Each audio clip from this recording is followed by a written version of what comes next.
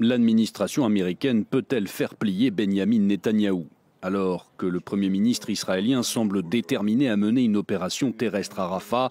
Washington convoque une délégation israélienne, des experts militaires, humanitaires et du renseignement invités à trouver une autre approche pour éliminer le Hamas de cette ville de l'extrême sud de la bande de Gaza.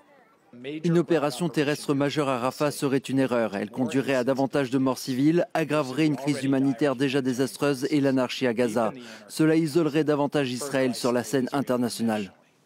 L'annonce de cette visite fait suite à un échange téléphonique peu avant entre le président américain et le Premier ministre de l'État hébreu, le premier en plus d'un mois.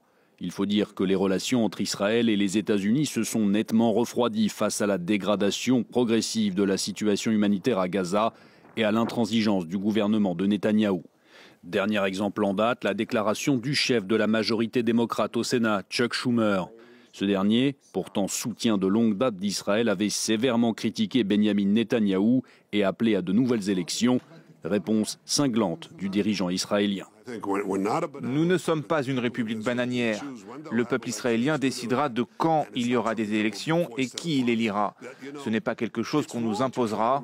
Ce n'est pas bon d'essayer de remplacer les dirigeants élus d'une démocratie amie et fidèle soutien américain, surtout en temps de guerre. Pour l'heure, Joe Biden n'a pas menacé de limiter le soutien américain à Israël, en particulier militaire, soutien essentiel pour la guerre menée à Gaza.